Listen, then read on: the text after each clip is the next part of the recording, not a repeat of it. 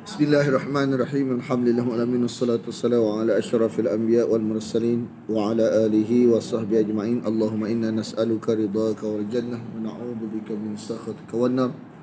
Allahumma innaka 'afuwun tuhibbul 'afwa fa'fu anna wa an walidina wa an jami'al muslimina wal muslimat wal mu'minina wal mu'minat al ahya'i minhum wal amwat bi rahmatika ya arhamar rahimin. Sallallahu ala Muhammadin wa ala alihi wa sahbihi wa sallam. Alhamdulillahi rabbil alamin.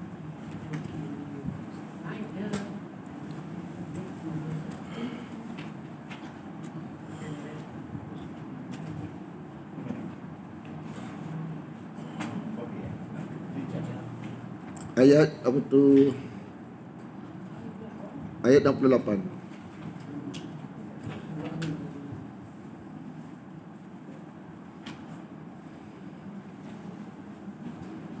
Orang munafik duduk sekali dengan orang beriman dalam masjid.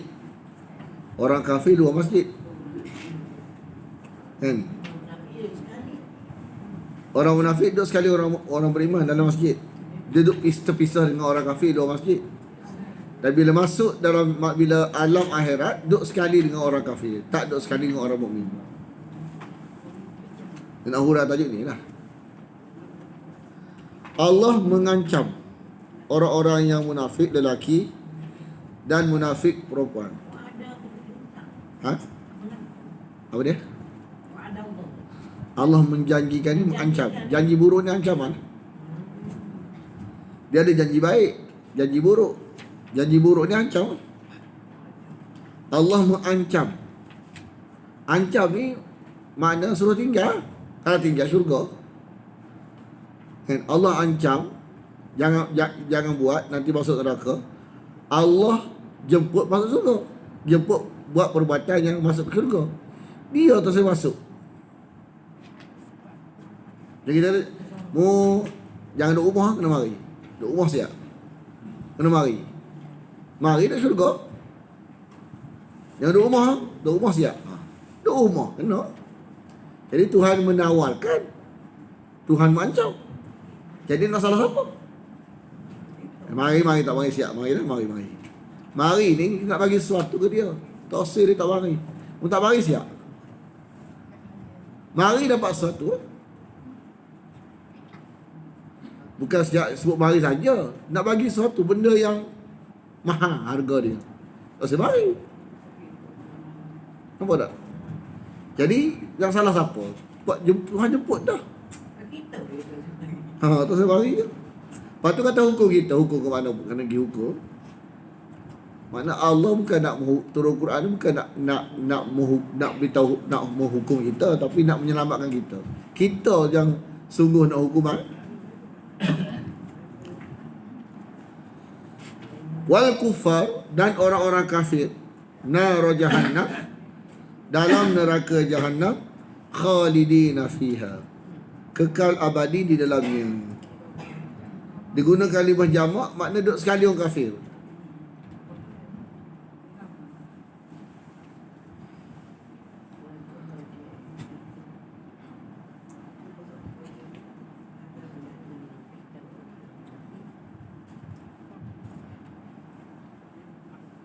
Dia ada satu kata-kata Arab, wa man kana mu'nisan fallahu yakfi.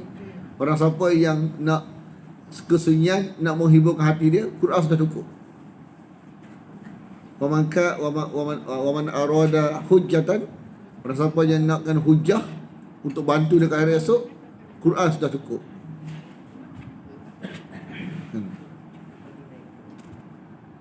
Fal Quranu yakfi, Quran dah cukup. Orang siapa nak kekayaan, sifat qanaah tu sudah cukup. Waman arada ghinan, fal qanaatu takfi. Orang siapa yang nak kekayaan, mana sifat qanaah tu sudah cukup baginya. Dia ada waman arada mu'nisan fallahu yakfi. Waman arada Quran. Barang siapa yang nakkan peringatan, maut sudah cukup baginya. Mau'idhan fal mautu yakfi. Waman lam yakfi syai'un min hada fan naru takfi. Barang siapa yang Quran tak cukup ke dia, Allah tak cukup ke dia, Quran tak cukup ke dia, sifat Qanaah tak cukup ke dia, kematian tak cukup ke dia, maka neraka lah baru cukup bagi dia.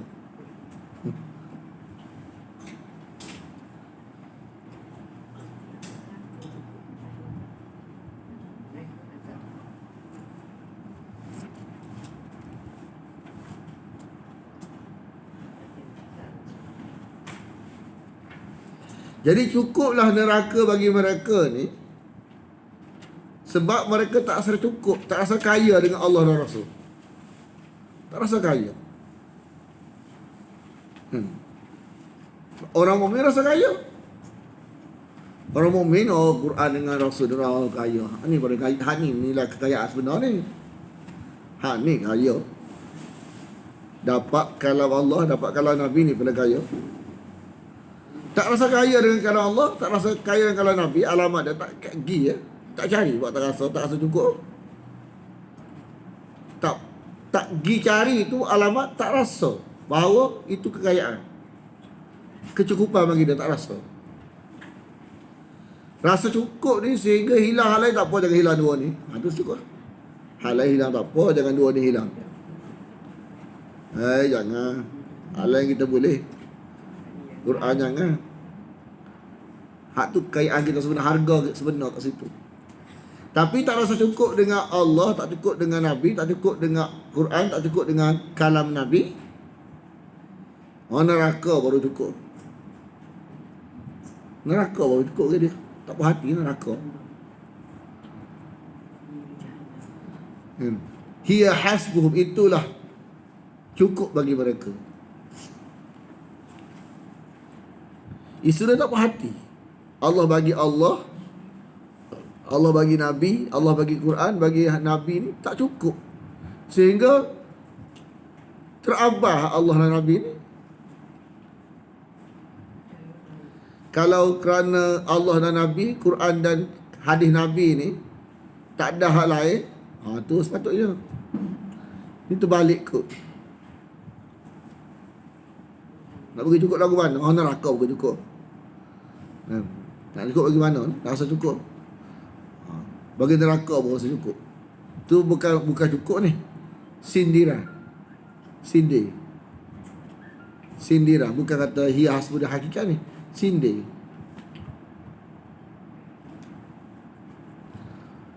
Dan Allah melaknat mereka. Wala'anahumullah. Allah melaknat mereka. Allah mengutuk mereka. Dan bagi mereka walahum adabun muqim, dan bagi mereka adab yang kekal selama-lamanya.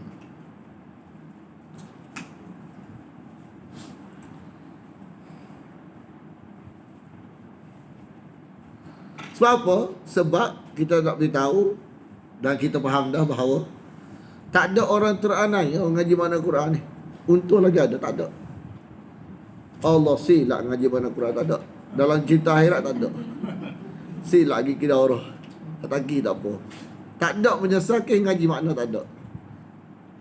Silap. Silap lah. Menyesal kenapa? Apa lagi makna ngaji makna ni? Silap kot lain ada. Silap tak ngaji tu. Hak berlaku. Silap ngaji tak ada.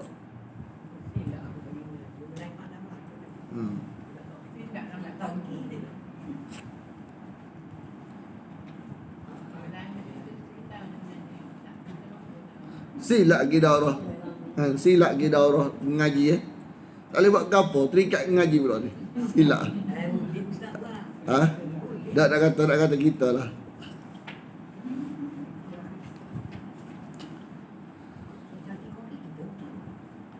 Kalladzina min qablikum, seperti orang-orang yang dari sebelum kamu. Seperti orang-orang yang dari sebelum kamu. Mana pentingnya mengambil pelajaran dari umat-umat terdahulu yang telah binasa. Tajuk ni. Ayat 970 ni ayat 1, iaitu pentingnya mengambil pelajaran dari umat-umat terdahulu yang telah binasa. Ambil pelajaran. Tengok dia binasa kenapa? Kita tak usah mana wahyu Allah. Jadi kalau kita buat sebaliknya lah. Mana dua depan kita, sengsara selama-lamanya. Dunia sengsara tu amat sengsara. ataupun senang selama-lamanya. Jenis senang tu amat senang. Jadi kalau kita buat sebaliknya lah. Kalau kita buat serupa. Adalah mereka dulu kanu lebih dahsyat dari mereka kekuatan. Sebab apa? Sebab dari sudut zahir ni, kalau Nabi lawan, Nabi pun kalah. Zahir kan. Tengok kalau lawan zahir ni, tengok macam kalah Nabi ni. Zahir. Fir'aun. Zahir. Bukan hakikat ni zahir. Macam Musa. Dengan Musa ni dia ni memang gagah. Tapi gagah-gagah pun, kalau tentera dah jadi lemah belaka, dia gagah. Tapi hak belakang dia lemah belaka. Jadi beban juga. Nak lawan Fir'aun ni, dengan dia perkasa, dengan tentera dia perkasa. Senjata pula tu.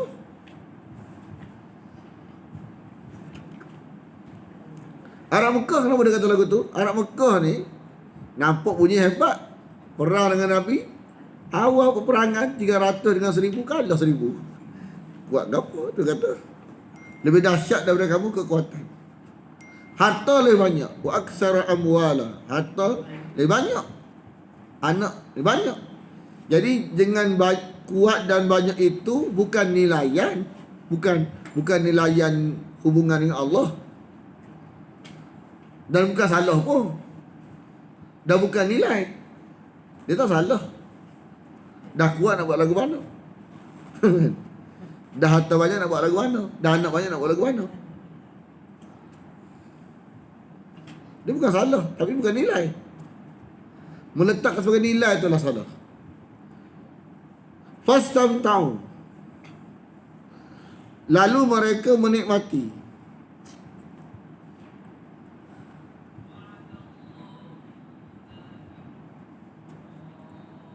Bahagian mereka, bi khalaqihim, bahagian mereka. Sebagaimana, ataupun lalu kamu pun menikmati apa yang ada pada bahagian kamu. Ni orang munafik zaman dahulu. Munafik atau orang musyrikin, dua-dua, munafik dengan musyrikin. Mereka menikmati, kamu menikmati. Mereka jumpa dah azab. Mu tak jumpa. Gitu isu dia. Mu tak jumpa. Mereka jumpa dah. Mu tak jumpa. Perangai serupa ni. Mereka menikmati dah. Dan kamu pun mati juga sekarang ni. Mereka mati dah, jumpa dah. Kamu mati tak jumpa.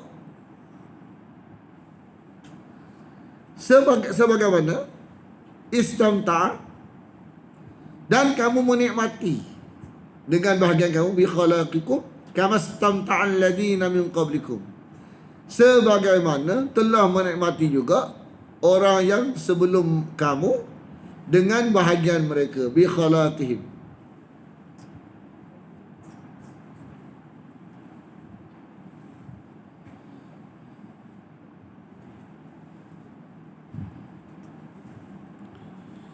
Jadi kalimah khada ni segala barang yang bukan wahyu. Khada.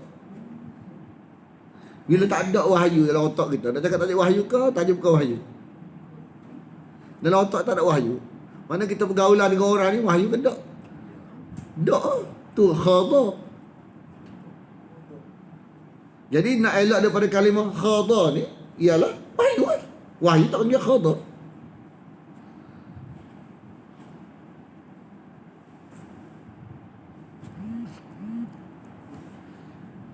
Dia kata apa tu kalimah khada ni, dia kata memperkatakan hal-hal yang batil, bukan wahyu. Contoh apa? Bewok, kucing, kedai sakti, kijil sakti. Tu.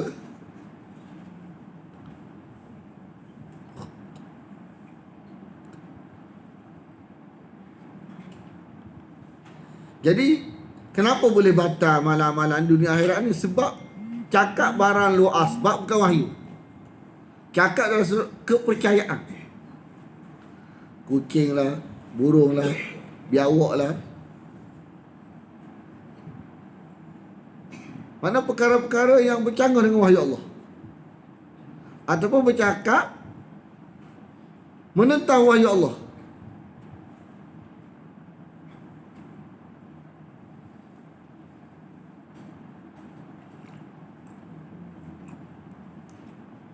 Menunjukkan zahir tak suka barang wahyu ni.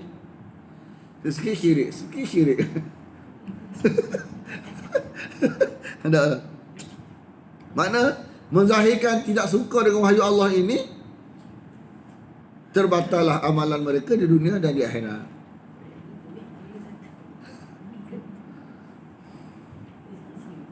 Ulaika habitat a'maluhum fid dunya wal akhirah. Mana kena menzahirkan percakapan yang suka kepada wahyu Allah. Itu sepatutnya. Tapi tak suka.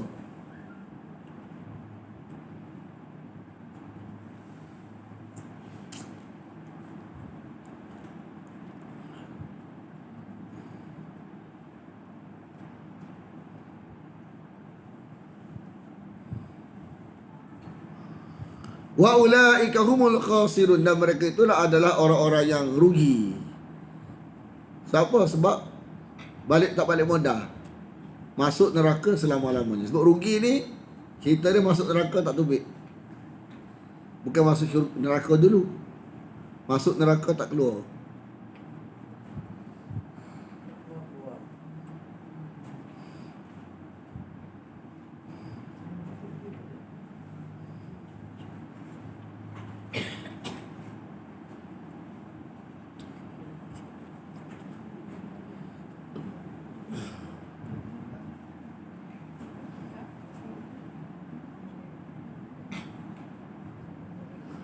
Atau percakapan-percakapan yang menghina orang bercakap tak ada wahyu ni. Gila lah, tak betul lah, sesat lah, apa-apa lah. Percakapan-percakapan yang mengganggu perasaan Nabi yang bercakap wahyu ni. Kan? Jadi siapa yang cakap tak ada wahyu, sanggup susah dunia dia untuk akhirat lain, kalau disakiti, kalau terima syurga.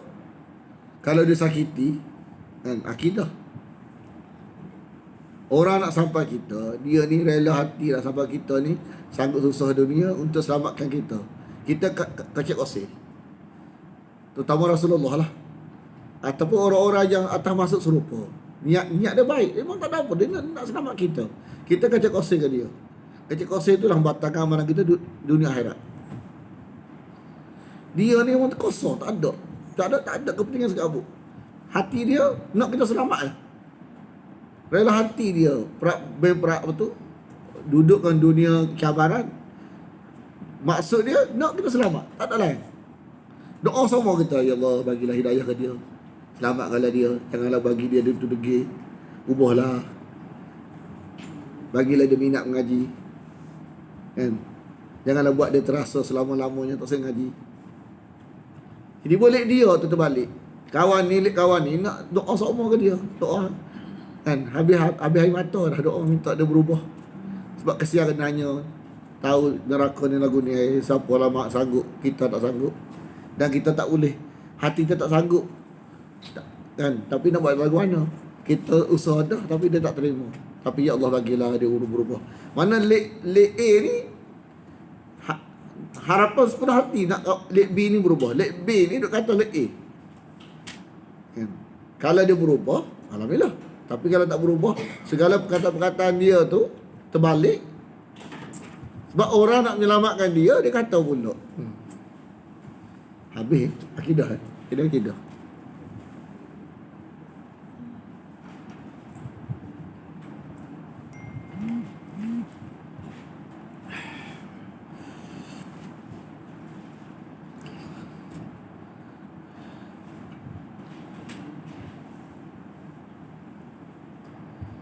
Terutama dua, Nabi, sahabat Nabi tak boleh.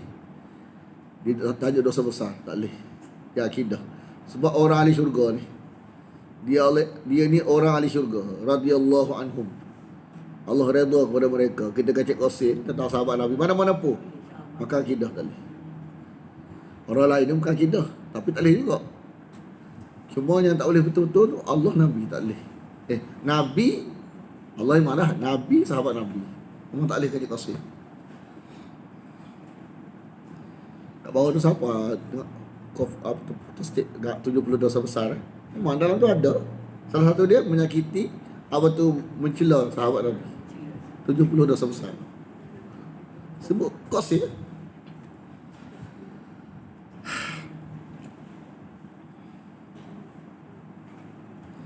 Apakah tidak datang kepada mereka alam ya'tihim?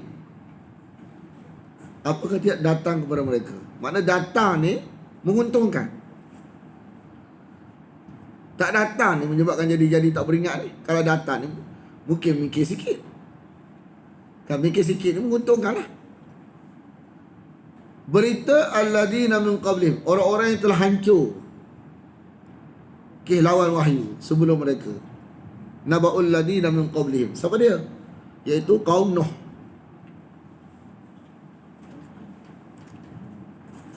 Kena sebut Nuh dulu, tak sebut Adam dulu ke, Idris dulu ke. Kena sebut Nuh dulu. Sebab daripada zaman Nuh lah bermulanya cabaran syirik. Zaman Adam tak berlaku syirik lagi. Lepas Nabi Adam wafat, barulah berlaku syirik. Jadi tauhid kat dunia ni berlaku 2 kali. Tauhid saja. Zaman Nabi Adam alaihissalam dan zaman Nabi Nuh tersadai selepas tenggelam ni. Mana habis mati belaka, kat muka bumi ni tauhid saja. Selepas tenggelam kapal tu. Tenggelam kapal pula. Tenggelam laut. Tenggelam manusia ke laut, selamatlah kapal tu saja. Maka itulah sejarah kedua, kat muka bumi ni tak ada syirik segabung. Jadi kalau tanya orang ekologi lain, tanya tauhid kata, tanya wahyu kata agama paling lama ni bukan agama Hindu. Saya tengok sejarah dia kata agama Hindu dah lama, sebab dia tak guna, siapa nak meriwayatkan kita punya lahir lagi. Agama Hindu paling tua dia kata. Kan, paling tua ni tauhid lah, bukan agama Hindu. Kalau tengok dalam sejarah dia kata agama Hindu paling tua sekali. Betul tak? Macam mana nak guna hujah dia? Sebab dia guna hujah ekologi. Memang hak paling tua sekali tauhid lah. Syirik datang kemudian.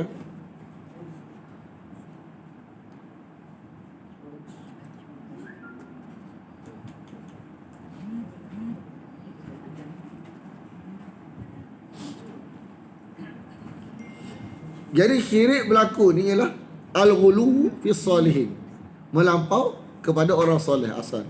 Orang soleh itulah yang lepas dia mati dibuat patung, lepas tu dia puja. Isu dia puja roh.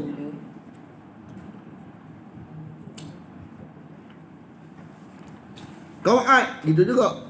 Jadi Nuh ni kita faham dah, nama orang, nama Nabi. Ad ni nama orang juga. Lepas tu jadi keturunan dia. Samud nama orang juga, lalu jadi keturunan dia.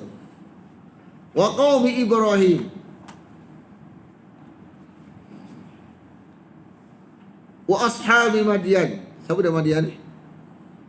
Kalau ikut riwayat, Madian ni pun anak Nabi Ibrahim juga, tapi tak terkenal cerita dia. Lagu mana kisah dia, wallahu alam. Cuma anak Ibrahim juga. Sebab orang Arab ni, dia nama-nama dia dah hafal. Tok-tok ni. Nama dia ni Madian bin Ibrahim.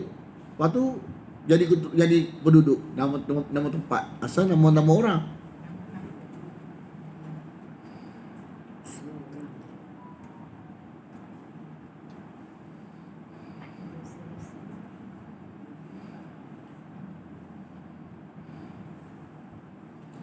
Wal mu'tafikat, iaitu kaum Nabi Lut yang dimusnahkan. Negeri-negeri yang dimusnahkan iaitu kaum Nabi Lut. Wal mu'tafikat ni kaum Nabi Lut. Atashum, datang kepada mereka rusuluhum. Jadi apa yang keluar pada mulut Nabi ni adalah bayinat. Macam kita Quran, bayinat. Segala bentuk kaifiat dalam ibadat tu bayinat, jelas. Tiba-tiba kita ni tak minat hak jelas, tinggal hak jelas, Ambil hak tak jelas. Ada penyakit kita lah. Hak Allah jelas, hak Nabi jelas. Tak berminat jelas, cari hak tak jelas. Jadi bayinat ni makna bahasa dia sesuatu yang boleh masuk mahkamah. Sesuatu yang boleh masuk mahkamah. Mana ada jaminan hitam putih. Jadi tinggal yang tak jelas, tinggal yang jelas, ambil hak tak jelas, itu adalah zalim. Itulah punca berlakunya syirik. Barang tak jelas ni, justru amalan ni, hujung dia syirik. Segala amalan, bukan wahyu, bukan daripada Nabi ni, memang hujung dia syirik. Hak Nabi je, hujung dia tauhid. Amalan-amalan ni, kalau orang ajar tak jelas mana punca ni kan, mimpi-mimpi ni, semua hujung syirik berlaku.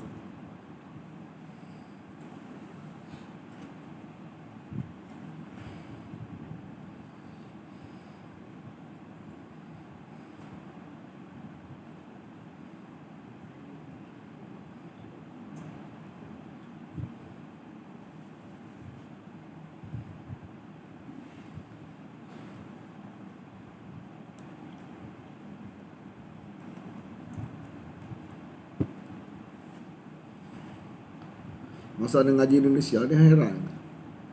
Kenapa Pak Kia sana nusus? Macam suka barang mengarut, barang pelik. Kita tanya kita. Kita tak jelas itu. Saya ingat otak kita.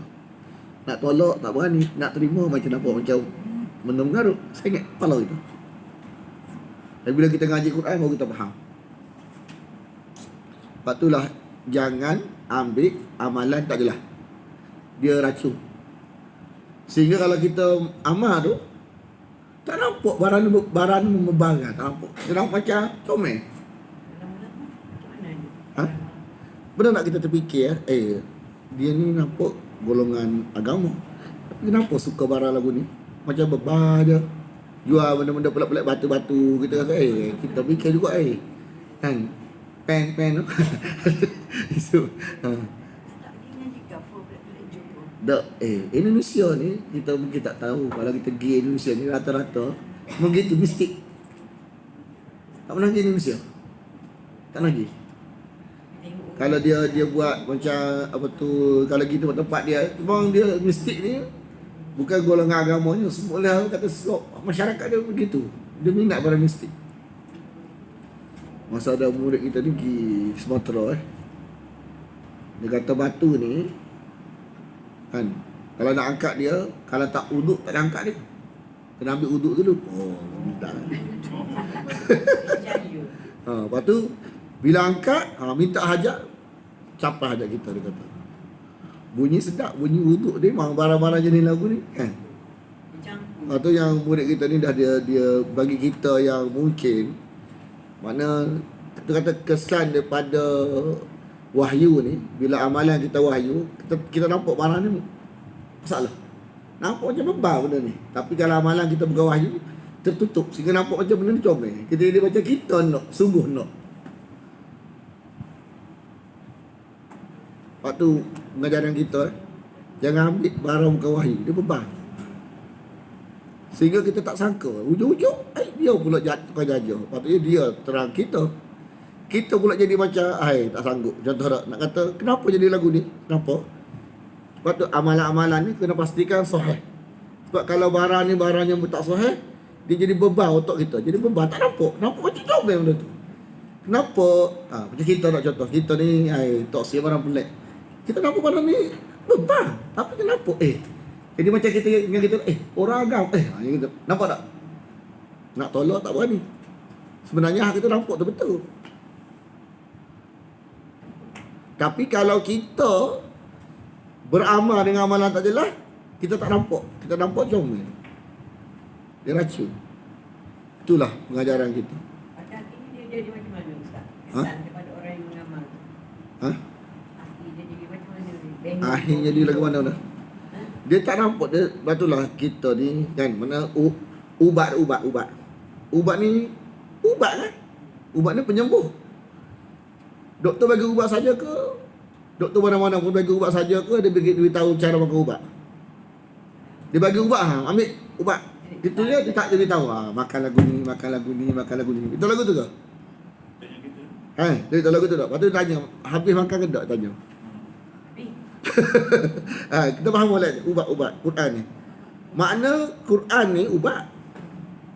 Tapi kalau kita tak ikut kaifiat daripada Nabi, maka dia jadi racun. Faham ke tak? Jadi barang yang racun ni, ubat ni nak bagi nampak barang tak betul. Tapi kita ni nampak rasa dia kau ubat dah, tapi barang tak betul rasa betul. Kan? Kita nampak betul lah kepada nampak beban apa beban betul lah beban bahasa Kelantan. Kebebalan nampak macam ngarut je. Tapi jadi confused sebab orang yang kita tak sangka kan. Orang tak sangka. Jadi kita kena faham. Itulah kesan daripada amalan-amalan yang tak sahih. Sebab tu kalau tengok kita tengok orang-orang yang terjebak dengan jalan sesat kan, amalan-amalan dia. Kalau tengok nak tunjuk, nak tunjuk kita tak sanggup nak tunjuk. Tapi kalau tengok dalam ada orang hantar kat luar negara tu kan, tengok macam gerakan tu macam tak sanggup kita atau macam tak sanggup lah tengok. Macam ngarut ni. Kenapa dia tak nampak? Itulah kesan amalan-amalan muka wahyu tu. Jadi tak nampak. Waktu berhati-hati ya. Berhati-hati. Terutama istilah-istilah tarikat-tarikat berhati-hati. Sebab amalan tu bukan amalan Nabi. Jadi dia amal tu sehingga kita fikir-fikir. Sanggupkah kita ni lelaki, nak bagi isteri kita sayang kepada tok guru kita? Sanggup tak? Tak sanggup tak? Bila orang pergi dia kata apa? Beban kan? Tapi kenapa dia tak nampak? Tu hak benda yang amalan ke wahyu itulah yang menyebabkan dia tak nampak benda tu. Dia rasa hak tu jawapan sekali. Kita rasa beban benda tu. Kenapa dia tak nampak? Itulah kesan amalan ke wahyu. Jadi racun. Jadi pastikan amalan tu amalannya betul-betul datang dari Nabi. Dia ubah. Dia nampak barang-barang beban ni. Tenggelam tak nampak. Sebab itulah kalau ajaran sesat ni kan, tanpa tahap Tok Guru nak bagi mandi kita pun kita sanggup. Dia bagi amalan dulu, kita amalan tu amal zikir. Jadi bu ni nak bersih. Apa tu baru dia jajah barang-barang beban dia ni. Bu ni kalau nak bersih tak cukup dengan zikir saja. Bagaimana? Kita kena bagi mandi. Hak mandi untuk guru lelaki, hak kena mandi untuk guru hak kena mandi ni perempuan. Kita yang dengar ni kita rasa beban ke tak? Tapi kenapa dia tak nampak? Itulah kesamalan tu. Amalan ni bukan wahyu ni. Faham ke tak? Amalan bukan wahyu tu menutup mata kita daripada barang beban. Tak nampak. Misalnya dia punya tuan guru dia belajar kan. Kata dia mati dia. Mati dah. Dia belajar tu. Mandikan dia semua tu. Mati dah. Mesti dia memberi kesan kepada perempuan tu kan.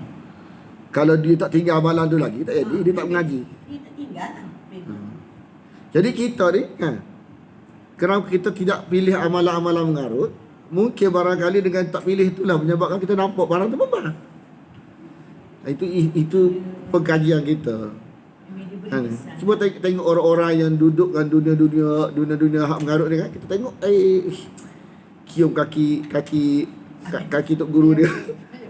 Kita nampak macam-macam, sangguplah dia.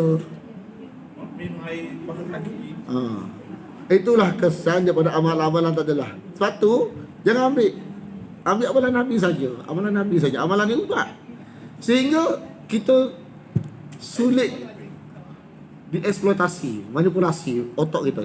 Jadi dia wahyu ni dia madu. Wahyu ni madu. Jangan ambil madu campur. Madu campur ni dia racun. Madu kira kenal mana madu campur, mana madu sintetik. Agama ni hak madu ni bukan madu daripada pokok lah. Daripada sumbernya. Kenapa kita terasa bahawa hak buat tu beban?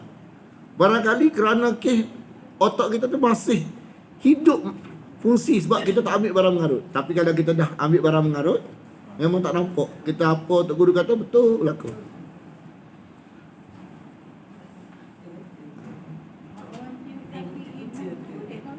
Apa dia? Tu isu ada isu kita lah. Ada dicium kaki ibu dia. Itu bukan isu agama, isu adat yang ada melampau lah. Dia bukan akidah. Ni dia cium kaki Tok Guru ni dia faham berkat. Tu akidah sebab faham berkat dan akidah. Isu adat ni dia mau rumit jugalah adat setempat ni. Kalau India tu lagu tu lah. Nak tengok cerita India lah. Ni isu dia. Nak kata agama ni kan, segala apa datang daripada agama ni dia menghasilkan kecerdikan. Quran, amalan Nabi, kecerdikan. Sehingga barang beban ni dapat dikesan. Tapi kalau kita ambil amalan tak jelas ni, apa Tok Guru kata kita anggur. Sampai kalau kita tengok keadaan kita waktu kita beban ni, kita tak sanggup. Kita rasa tak sanggup. Kalau kita buat kajian ajaran sesat semua lagu tu, kita tengok tak sanggup. Macam mengarut, tengok tu. Macam mengarut tu, otak kita masih berfungsi. Makin mengaji wahyu, makin nampak kebebalan, bukan wahyu. Nak cerita kita kalau kita tengok apa tu, ada satu orang ni dia kata ustazah dia kata ustazah dia. Tak apalah ustazah dia pun. Tapi kalau kita dimikir kan, dia suruh tidak kebebalan kita kan, kincir penuh ni. Kincir tak salah. Kincir. Tapi tengok gaya dia kata, saudara, apa lagu ni? Kita akan rasa kesal. Maknanya kita tak bebal. Sebab apa? Wahyu tu kadang-kadang memberi petunjuk kepada kita, ada something tak kena. Babuk? Bukan bebal tak? Babuk? Babuk tu babuk? Bodoh. Kata bodoh berat sangat. Kalau bahasa kita bebal ni bahasa Melayu, bebal. Kebebalan sehingga tak nampak benda tu. Satu kesan amalan bukan wahyu tu racun. Cara bukan wahyu. Lepas tu kita kalau orang bagi kita amalan ni, bagi nombor ke apa, fadilat, jangan ambil. Kecuali datang pada Nabi. Ini tahu. Ini pengajaran kita. Kita penuh pengajaran kita sendiri. Kita nampak kesan kat situ. Sekarang kita kata, tak nampak ke benda ni kebebalan? Dok. Dia tak nampak. Kenapa kita nampak? Kenapa tak nampak? Padahal bukan bayar pun kita rasa, zahir pun nampak. Dah ada unsur kebebalan. Kenapa dia tak nampak? Itulah kesan amalan bukan wahyu. Racun. Jadi pastikan amalan tu madu. Bukan madu campur, bukan madu sintetik.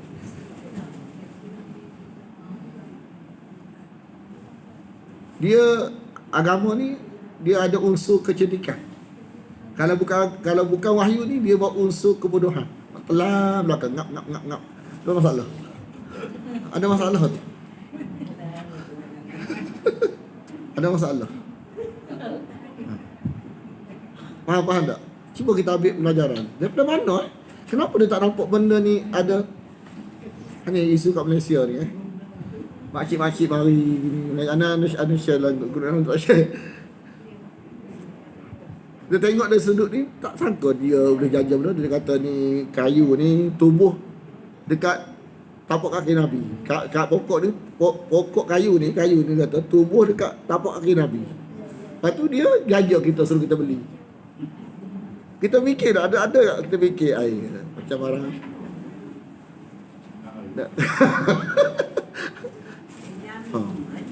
nak kita tengok gaya dia tu. Kita tak sangka, takkan dia tak nampak benda ni kebebalan. Itulah kesan daripada amalan yang tak sahih. Kadang dia terima kayu kain tu. Kalau letak kat kedai, laris kedai dia. Jadi kita rasa sebab kita tak suka benda tu. Tak suka tu, otak kita tu masih tidak dipunahkan oleh amalan pelik. Bila kita amal barang pelik, kita akan terima pula benda tu. Jadi kita kata, kenapa kita nampak beban? Kenapa dia tak nampak? Kerana kesan daripada amalan yang tak betul. Amalan bukan wahyu. Lepas tu kalau orang bagi, kalau amalan ni tak jelas, bukan daripada Nabi, jangan ambil. Itu je kita ni, jangan ambil. Dia beban.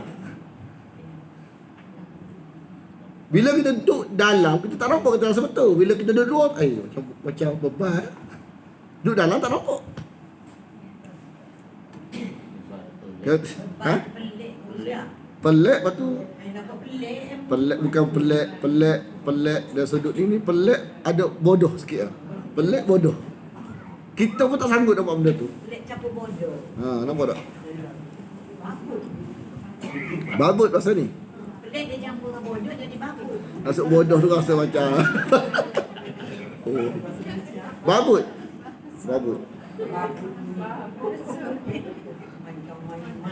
Macam isu yang Cikgu Syafiq cerita pen tu kan. Mandi pen tu kan. Tu babut lah tu. Nak bagi pressure pen isu pen ni. Babut lah tu. Tapi benda tu sebenarnya terfikir juga. Tapi itulah otak kita ni. Betul lah, benda tu masalah. You nak betul lah Ustaz. Masa jadi cikgu dulu kan. Ha? Tak terfikir ke? Ada kat terfikir saya sikit tak? Sebenarnya masa tu otak kita masih sempurna tu. Tidak terfikir sebegini. Dekat nak kisah ambil pen dulu. Ikat letak. Saya ajak. Baca Yasin lagi. Belum tu air botol-botol. Ada budak kata mak, kalau lagu ni tak payah ngaji pada mak, tak payah ngaji sesungguh dah. Dia budak yang otak dia diguna sesungguh ni, dia nampak benda ni kebebalan. Tak, orang Johor kan, orang Kota Tinggi, Ha? menantu saya, dia nak pesan dia sedia dah buku 55, rubber, pensel, pen. Rubber. Lepas tu, selector, dia suruh kumpul dengan uri. Tanam uri kan. Saya cakap ini bodohnya, saya buang. Saya tak pura-pura saya. Dia kalau kita terima benda tu lah jadi beban. Benda tu kekayaan ni beban. Menerima satu yang benda yang ni kebebalan. Satu juga. Ha? Dah. Dia benda lepas-lepas. Masa betul kita tak tahu. Tak tahu mai. Bila ngaji Quran tu jadi otak dia pusing oleh. Ngaji Quran habis likit, guna otak habis likit untuk faham Quran habis likit, nampak kebebalan tu. Sebiji nampak. Macam Cikgu Syafiq ni kan. Anda tak sentuh tajuk tu, dia tanya. Apa? Ngaji Quran tu fikir dia. Makna Quran ni ubat bagi nampak barang beban.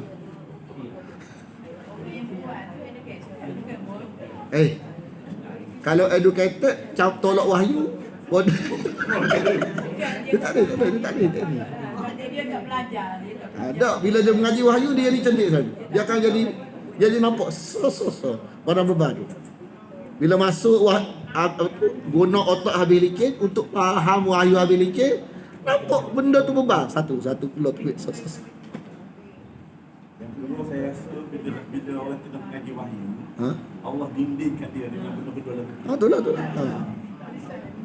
Macam dia Kadang-kadang fitrah tu masa kita di Indonesia kan. Dia tengok benda-benda mistik ni. Jadi saya kat sebelah nak terima macam pelik. Banyak benda-benda lagi, banyak benda Malaysia lagi. Sana berat lagi. Mana kadang-kadang fitrah kita rasa macam mengarut. Macam pelik semacam ni. Saya ingat sebelah kita. Makna kalau kita dalam konteks menghafal saja tapi tanpa memahami maksud dia, memang tak ada nampak benda tu.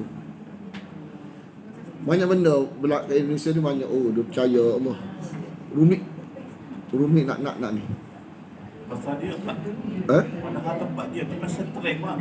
Ialah pesantren, tapi bila makna Quran ni tidak ada dedahkan. Makna Quran ni ubat. Bila dia ngaji makna Quran dia baru dia nampak apa dia buat tu bebas. So nampak. Satu-satu dia nampak. Kenapa aku tak fikir ni? Ustaz, kalau kita kalau orang sembahyang hajat ke baca Al-Quran. Ada tajuk dulu. Yelah Ustaz. Tak apalah. Apa dia? baca Yasin ke. Untuk apa? Untuk kereta ke? Untuk beli kereta ke? Ha? Lepas ni kita ngaji Quran habis kita akan nampak dia ada masalah sikit. Tak, air tu, akak letak air lah kat solat hajat. Lepas tu, air tu? Al-Quran. Lepas tu air tu nak buat minum lah. Sadar ke tu? Dia sebenarnya ruqyah waktu air ni kan, air ke Nabi dalam hayat sahabah ni makanan boleh. Kita buat sendiri je. Dia sebenarnya bila kita buat lagu tu biasa dia simpan tak. Berminggu-minggu dia simpan. Dia ruqyah ni dia on the spot. Dia on the spot. Mana Boleh nak masuk solat hajat ke apa untuk air untuk minum. dia bukan solat hajat, bismillah. Dia benda dia gini, agama ni kan, mana kita boleh beruqyah. Tapi sebenarnya agama dia solat hajat ni sebenarnya istilah solat hajat. Lepas tu kita nak ruqyah untuk kita simple. Kalau ni jadi payah nak panggil ramai-ramai.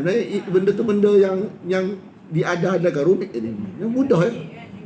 Kan ni kita sakit. Tak, oh yang jelak lah. Kan? Ni ruqyah hak yang betul-betul Nabi ajar. Sakit kita baca bismillah, kita hambur. Kita minum the spot. Dia tempo dia jadi comel tu selalu. Kalau simpan, esok kena buat pula. Sebab tu barang ruqyah tak boleh jual. Dia tak boleh jual. Jual dia tak boleh satu hal. Langgar undang-undang. JAKIM boleh kena 2,000 kalau jual barang ruqyah ni. Lepas tu benda tu sebenarnya benda dia bahaya. Ustaz, nak tanya lah ni. Jadi kau tak boleh tu Anda tak itulah dia kata dah. Maknanya cikgu nampak dah something. Tanya tu something dah. Mana ada dah. Cikgu nampak ada macam bermasalah. Itulah. Semaya hajat kau baca Yasin ke. Dia sebenarnya agama ni mudah, simple je. Hak terbaik dia kita buat sendiri. Maksudnya boleh lah Ustaz. Buat sendiri ni boleh, tapi jangan terlalu melalu baca banyak-banyak. Pendek je, bismillah tu je. Al-Fatihah. Tak ada baca 30 juzuk Quran, tak ada je dalam lagu tu. Simple je. Dia simple, boleh simple. Ha? Kita semayang jemaah. Nanti imam buat solat hajat. Lepas tu. Ini isu wakil. Wakil. Isu wakil. Wakil tak ada dalam Islam.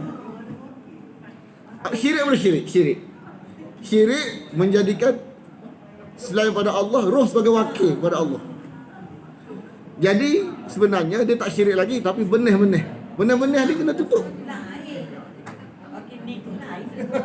Wakil nikah lain. Isu dia dalam agama Islam ni, wakil-wakil tak ada. Wakil-wakil tak ada. Wakil. Dia isu wakil. Kita nak berhajat, kita lah minta.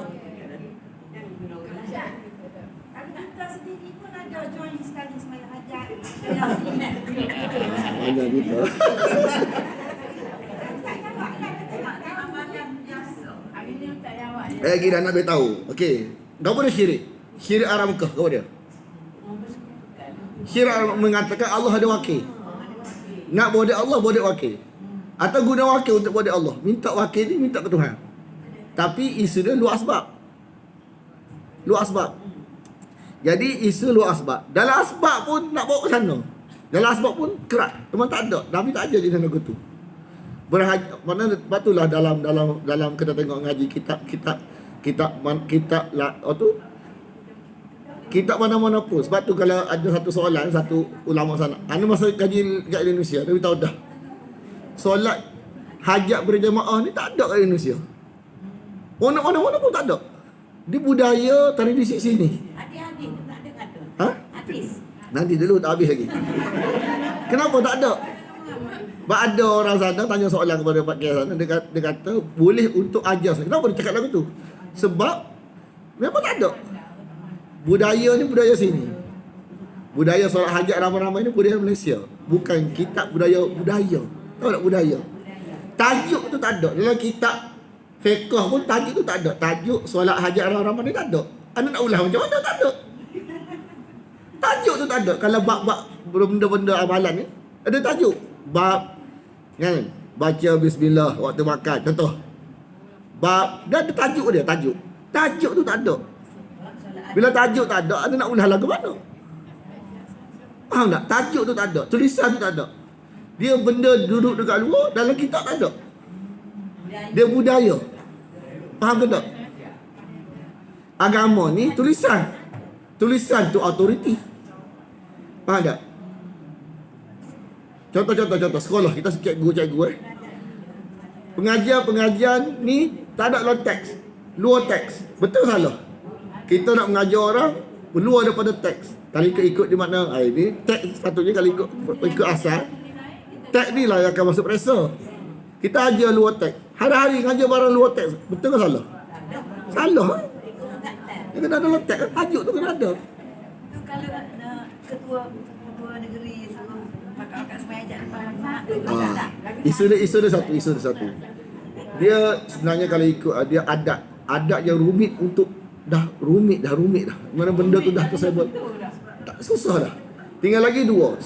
Sama kalau benda tu melibatkan umum ringan sikit. Kalau melibatkan peribadi berat sikit. Masalah kita minta orang salah ajar, itu berat sikit. Ini masalah negara Ringan sikit. Ada Apa dia? ada orang tanya ni, soal ajak sana. Bin lain. Saya tahu. Boleh buat tak boleh? Menghidupkan makna syirik Arab Mekah tak boleh. Kena potong, tak boleh. Kena menghidupkan syirik Arab Mekah, kita kena bagi mati. Dia tak syirik lagi, tapi pro syirik. Nak menghidupkan. Makna ustaz tolong ustaz buat air tawar kita, tak boleh gitu. Zaman Rasulullah. Ha? Zaman Rasulullah. Ha? Nabi pernah tak buat soal hajat ni. Ni ada ke pesen orang ke anak dia beranak ke di untuk guru nak pergi belah mulut. Maka nak sejuk berambut, nak ambil berkat. Jadi boleh ke tak boleh macam tu? Dia dah sudut kalau tok guru boleh lagi, tak masalah. Ambil tu panggil tok guru untuk belah mulut, tak masalah. Dia benda tu masih tahap yang tak masalah. Cuma sebaik-baiknya tak apa lagi. Anda tanya guru tak apa lagi. Kita panggil ustaz-ustaz, tapi pada istilah ambil berkat dia kena betul sikit. Ambil berkat dia betul sikit. Apa tak ambil berkat minta nak. Kalau taklah yang malah. Patut kata sebaik-baik. Kan kita imam besar tak silap imam mana? Imam Hambali ke mana? Imam besar jugalah. Dia isteri dia belah mulut. Kalau kita buat kajian, isteri dia belah mulut. Makna belah mulut tak mesti ustaz. Ayah boleh, mak boleh. Jimat duit ustaz. Ha? Jimat duit. Ha. Tak. Supaya panggil orang makan. Tak minta orang lain tak masalah. Tapi bukan mesti orang lain, kita boleh.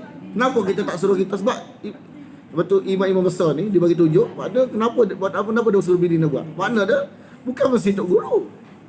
Kita boleh, tok boleh. Isteri dia boleh. Kita sendiri boleh, bukan mesti ustaz. Faham tak? Isu agama ni tak ada kata mesti ustaz bukan, tak ada kata. Makna dulu isteri buat. Imam besar ni, dia imam besar, dia suruh isteri dia buat. Apa Belum. untuk guru dia attend juga ada. Dia sudut.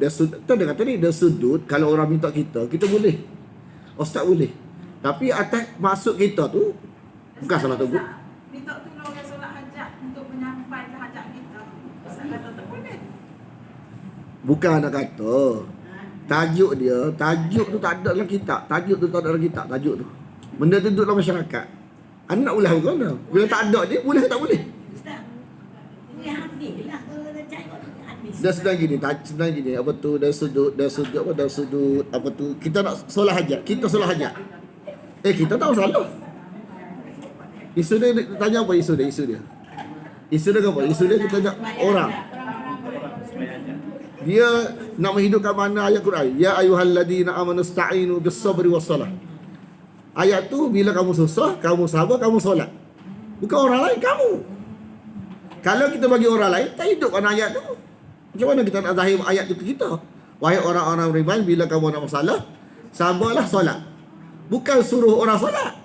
Kamu tu solat, minta ke Tuhan. Banyak. Tu masalahnya, faham tak? Dalam surah An-Namli, tajuk tak jadi muzakarah. Dalam surah An-Namli, ni kan, ni ada cerita angkat singgasana tu. Angkat singgasana tu, seorang lelaki ayat cerita tu, jin Ifrit boleh angkat makna sebelum bangun boleh dah. Tapi ada seorang lelaki ni boleh lagi. Dia kata ada ilmu kitab. Kan, dia ada ilmu kitab. Dalam daurah hurai, ilmu kitab tu lah dia faham. Dia menghayati pada iyyaka nasta'in. Iyyaka nasta'in tu tak intipati kitab. Makna dia sikit ya Allah, sikit ya Allah, sikit ya Allah. Sehingga Allah menzahirkan karamah. Mana kita ni kalau sikit ya Allah, Allah menzahirkan karamah. Setiap kita minta tu Allah bagi. Jadi dia kata kalau pakai jin cepat, direct ke Tuhan cepat lagi. Keyakinan setelah dia, makna kalau dia minta direct sendiri lebih cepat daripada orang lain. Kita tak, kita sendiri rasa lemah. Orang lain rasa kuat. Tak betul tu. Tak betul. Jadi surah An-Naml itu dia nak bawa mana? Makna kalau kita rasa lebih kuat kita daripada kita membunuh orang lain, itulah maksud tauhid. Itulah maksud tauhid. Arab Mekah ni bunuh kerana sikit orang lain, Ada keyakinan ni. Rasa diri ni cemar, siapalah kita. Inilah kepunahan Arab Mekah. Arab Mekah itulah cara fikir dia. Jadi Tok Wali Tok Wali lah minta ke Tuhan. Sama Tok Wali mati pun guna Tok Wali lagi. Kubur Tok Wali. Itu cerita dia, isu dia. Kalau faham syirak Arab Mekah, kita faham lah isu ni. Kita payah. Jadi orang solat aja tu tanya dia. Dia kata kita ni siapa, kita ni cemar kan. Kalau ramai-ramai ni, dia ada kefahaman dia. Arab Mekah gitu kan. Jadi surah An-Naml ni nak menghapuskan fahaman tu. Makna dia, siapa yang yakin direct kepada Tuhan, itu terbaik. Itulah sepatutnya. Itulah Quran nak bawa kepada kita ni. Mana kalau orang yakin direct kepada Tuhan, itu terbaik. Kalau jin, pakai jin kan. Ayat tu tak tolak faham orang kan. Bila kata pakai jin, Tok Bomo semangat. Kalau doa sendiri rasa lemah. Mana tauhid kita tu masalah. Sepatutnya doa direct Tuhan tu rasa kuat. Bunuh orang tu rasa kuat sendiri lah. Dia rasa kuat sendiri lah. Itu tauhid. Pakai orang, pakai Tok Bomo lagi masalah. Direct tu lah kuat. Direct kita sendiri minta tu sepatutnya. Itulah kuat. Itulah makna tauhid. Itulah perasaan yang ada pada laki tadi. Sehingga Allah zahirkan dia, setiap dia minta jadi. Dia punya fadil, dia punya amanannya, dia sikit ya Allah, ya Allah, ya Allah, kau berilah, ya Allah, kau berilah. Semua ya Allah kau berilah, sehingga semua benda Allah bagi. Surah tu tak beritahu, cerita tu tak beritahu makna ya Allah berilah tu. Kalau sokbo kita cakap, Allah akan menzahirkan. Luar biasa. Nampak tak? Semua tu bergantung kepada Allah. Pergantungan kita kepada Allah. Kepada Allah, bukan orang. Direct tu kuat. Direct tu menghasilkan sampai Tuhan buat luar biasa sehingga dia boleh luar biasa pada G-Freak lagi. Faham tak maksud dia? Kita apa yang nak buat pada surah An-Naml ni tak ada kita jadi macam cara kita ni jadi terbalik. Sikit-sikit nak pakai orang. Tengok muka ustaz kan, selesai masalah tu nak hajat. Tu masalah. Jadi kita boleh tak kita minta doa orang lain? Boleh. Atas menghidupkan sunnah saja. Menghidupkan sunnah. Maknanya sebab Nabi ni bila tengok orang bermusafir, dia minta doa kita lah. Orang pun dah tengok Nabi musafir, doa kita. Mana menghidupkan sunnah. Bukan atas nampak orang ni sesal masalah. Sunnah hajat bukan. Untuk menghidupkan wahyu. Wahyu ni saling doa mendoakan. Bukan saling solat hajat. Saling doa mendoakan. Ustaz kita sakit, doa kita lah. InsyaAllah. Lepas tu kalau kita sakit, doa kita lah. Kita sakit ni doa kita lah. Maknanya saling mendoa-doakan tu sunnah. Bukan orang tertentu.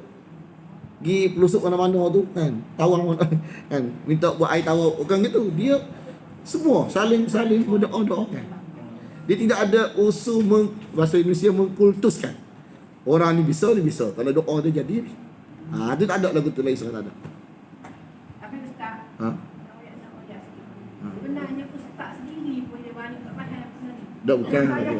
Saya pernah ditanya dia Ustaz, yang tersayang ke yang tiga tu, kau tak ada Ustaz Mahayat. Sedangkan kita buat sendiri. Isu dia bila kita makan duit solat hajat ni beban. Tahu tak? Makna dia nampak benda tu boleh duit pitih dia. Orang pergi solat hajat RM20. Sebab tu jadi isu lagu ni nak tengok kalau negeri kita Perak orang mati RM6,000. Mati RM6,000 kena ada dalam poket. Sebab apa? Dia lah.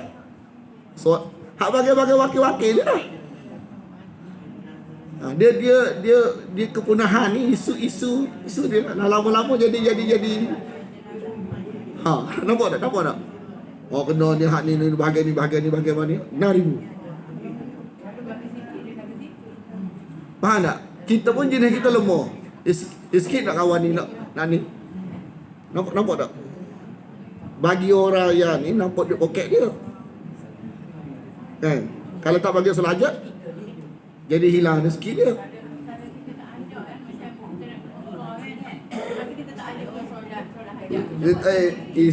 Solat hajat isu dia tak ada budaya dan sudut sunnahnya tak ada. Kita nak pergi musafir ni, solat musafir dah, solat hajat tak ada. Solat hajat tak ada. Solat musafir dah, solat hajat tak ada. Tak, solat hajat ni buat tapi tak nak pergi ramai-ramai lagu tu.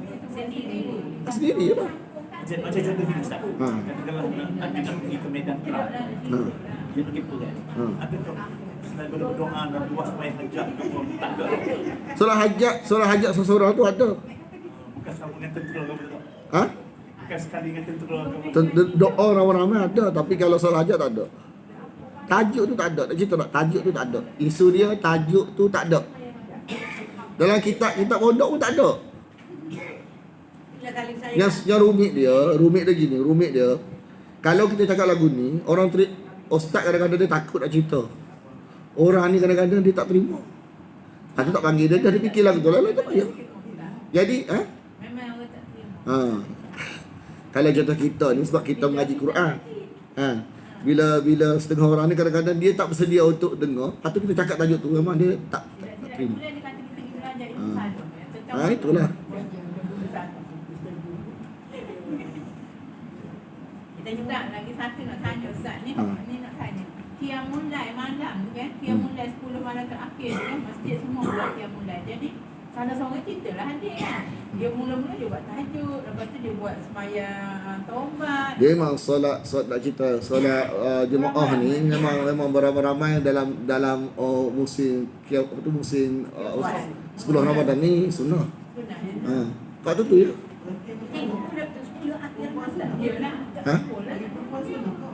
Perempuan pernah Nabi bila perempuan ikut Nabi tak jadi nak buat. Dia jadi macam dia tak menggalakkan. Dia tak menggalakkan. Kita buat rumah lah. Buat sendiri. Kalau rajin.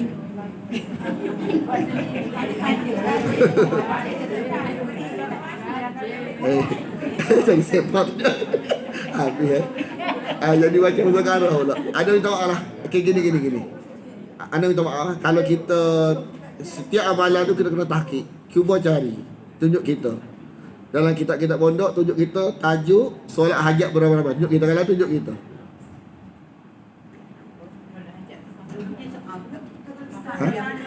Tak masalah yang sekarang gini. Orang tak terima tak apa.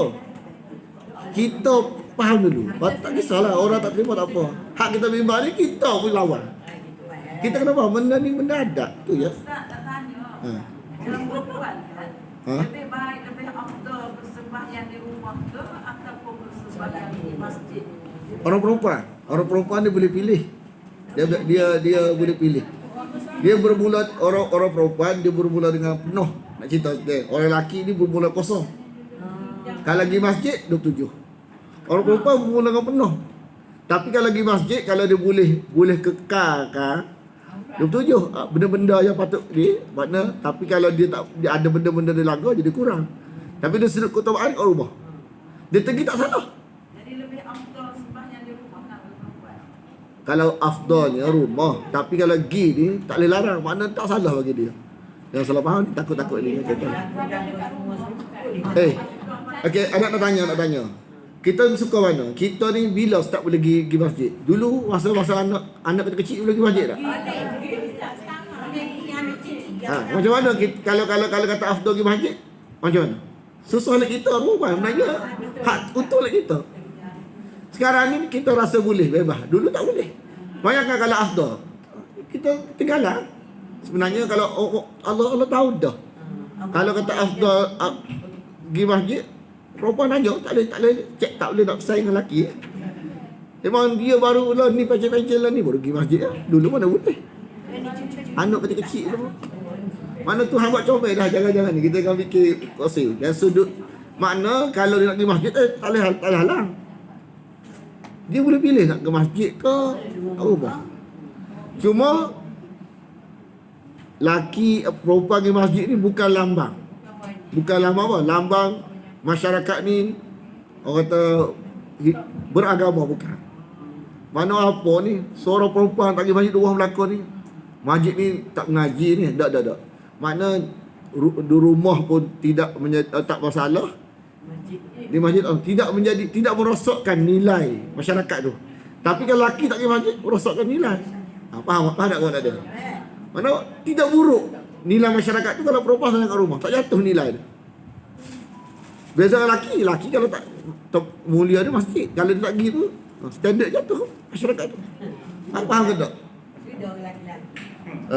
Tak habis ayat ni. Kita habis ayat ni sikit. Maka tidaklah Allah zalim terhadap mereka. Fama kana Allah liyazlimahum walakin kanu anfusahum yazlimun. Akan tetapi adalah diri mereka menzalimi. Cuma saya nak cerita. Apa tadi? Masa dekat Kadok ada ustaz pada Mesir. Kita ni nak orang Mesir jadi imam tarawih Lepas tu minta imam Mesir jadi wakil tahajud. Orang Malaysia kita ni tak faham. Tahajud ni, maksud tahajud ialah tinggal tidur sembahyang. Sebenarnya semua sembahyang kita, boleh solat hajat ke taubat, semua tahajud belaka. Orang kita ni dia tak faham. Dia bila anak ni dia tanya, ni solat hajat ke? Ni solat taubat ke? Tahajud. Makna kita sembahyang tahajud. Lepas tu kita minta sesuatu jadi hajat. Kita minta apa? Dia taubat. Taubat tu bukan kerana atas niat, atas kita kalau kita minta apa jadi taubat. Kalau kita minta sesuatu jadi hajat. Tapi tahajud sebab tahajud tu bukan pada lafaz, tapi pada waktu solat itu tahajud. Lepas tu bila orang Mesir tak faham kita. Sebab dia faham sunnah pada semua sembahyang waktu tu dikira tahajud, walaupun solat taubat ke dia, solat hajat ke dia, tahajud belaka. Kita ni tahajud, ni solat taubat ke, ni solat. Jadi dia tak faham kita ke, kita tak faham wahyu. Jadi bila anda beritahu gitu kata baru patutlah orang Arab tu Mesir tu dia kata tahajud dia kata. Tahajud belaka dia kata.